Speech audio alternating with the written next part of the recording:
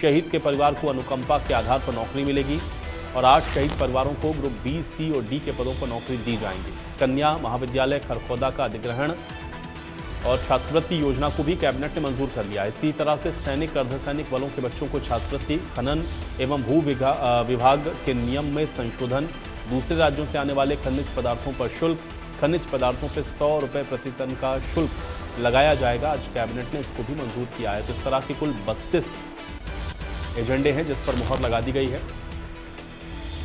ये बड़ी खबर है। आज कैबिनेट मीटिंग हुई है। कैबिनेट मीटिंग में ये कुछ अहम एजेंडे थे जिस पर आज कैबिनेट ने अपनी स्वीकृति दे दी है।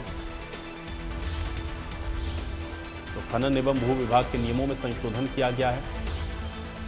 दूसरे राज्यों से आने वाले खनिज पदार्थों पर शुल्क लगेगा और खनिज पदार्थों पर 100 रुपये प्रति टन के हिसाब से शुल्क लगाया जाएगा।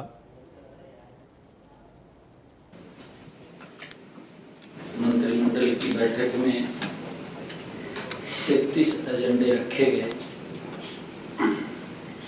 जिसमें एक एजेंडा डेफर किया गया। 32 एजेंडों को स्वीकृति दी गई।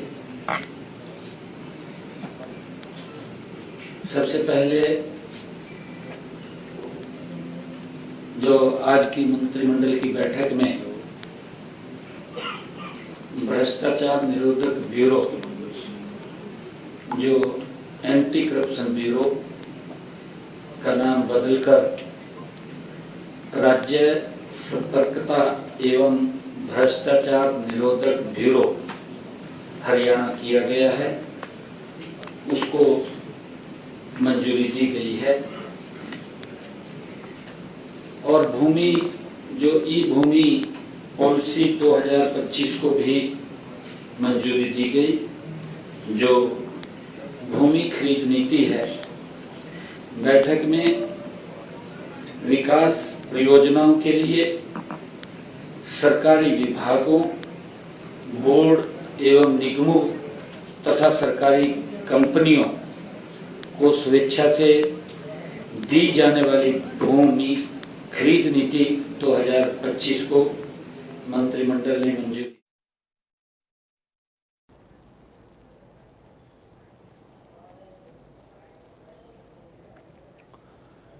और चलिए इसी पर बातचीत करते हैं। साहिल हमारे साथ जुड़ गए हैं ज्यादा जानकारी के साथ। साहिल, आज कैबिनेट मीटिंग में 32 एजेंडों पर मुहर लगाई गई है। क्या जानकारी आज की इस कैबिनेट मीटिंग को लेकर? बिल्कुल आयुष, हरियाणा कैबिनेट की अहम बैठक जो है वो मुख्यमंत्री नायब सिंह सैनी की अध्यक्षता में आज चंडीगढ़ में हुई है और इस कैबिनेट की बैठक में तमाम जो मंत्री है वो भी मौजूद थे। कैबिनेट में जो है वो 33 एजेंडे जो है वो रखे गए थे, लेकिन 22 एजेंडों पर मोहर लग गई है और एक एजेंडे को डेफर जो है वो किया गया है।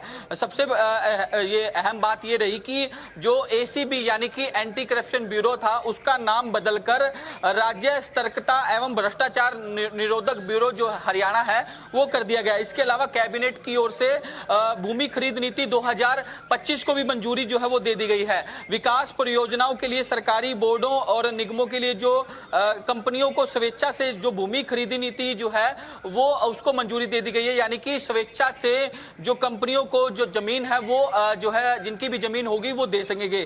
इसके अलावा और भी तमाम जो एजेंडे रखे गए थे उसको मंजूरी देने का काम जो है वो कैबिनेट की ओर से दिया गया है। हरियाणा में हरियाणा सिविल सेवा 2016 के संशोधन को मंजूरी दे दी गई है। मृतक कर्मचारी के परिवार को 2 साल की आवास सुविधा जो है वो सुनिश्चित कर दी गई है। पहले ये आवास सुविधा जो है वो 1 साल के लिए दी जाती थी, लेकिन कैबिनेट की ओर से इस पर मोहर लगाते हुए अब 2 साल जो है वो मृतक सरकारी कर्मचारियों को आवास जो है वो मुहैया करवाया जाएगा। इसके अलावा जो है बैठक में हरियाणा सिविल सेवा पेंशन नियमों के संशोधन को मंजूरी दी गई है। ये नियम जो है 19 जुलाई 2016 से प्रभावी होंगे। इसके अलावा और भी जो तमाम निर्णय हैं वो हरियाणा कैबिनेट की ओर से इस बैठक के अंदर लिए गए हैं। इसके अलावा जिस तरीके से जो मुख्यमंत्री नायब सिंह सैनी की ओर से जानकारी दी गई है कि जो नई पेंशन स्कीम को एकीकृत करके यूपीएससी के तहत 25 साल सेवा जो पूरी कर चुके हैं उनको जो है इसका लाभ जो है वो दिया जाएगा। इसके अलावा जो सरकार सरकारी विभागों, बोर्डों, निगमों में जो महिला कर्मचारी तैनात है उनके अवकाश को बढ़ाकर 25 जो है वो कर दिया गया। पहले ये अवकाश जो है वो 20 मिलते थे, लेकिन इसको बढ़ाकर अब 25 कर दिया गया। इसके अलावा एक और बड़ी बात जो है मुख्यमंत्री नायब सिंह सैनी की ओर से कैबिनेट की बैठक में कही गई है कि जो HCS अधिकारी थे अश्विनी कुमार, उनको जबरन रिटायर कर दिया गया है, क्योंकि जिस तरीके से उन पर भ्रष्टाचार के आरोप लगे थे और इसको लेकर जो है कैबिनेट में एजेंडा भी रखा गया था कि इनको जबरन रिटायर जो है वो किया जाए। तो ऐसे में कैबिनेट ने इस एजेंडे को पास करते हुए फाइनल तौर पर यह कर दिया गया कि जो HCS अधिकारी हैं अश्विनी कुमार, उनको अब जबरन रिटायर जो है वो किया जाएगा। उन पर जो है वो भ्रष्टाचार के एलिगेशन लगे थे। इसके अलावा मुख्यमंत्री नायब सिंह सैनी की ओर से बैठक में तमाम जो एजेंडे थे उन पर अपनी बात जो है वो रखी गई मीडिया के सामने। जिस तरीके से हरियाणा सरकार जो है वो HKRN के अनुबंधित महिला कर्मचारियों को हर महीने अतिरिक्त अवकाश देने की बात जो है वो उनकी ओर से कही गई है।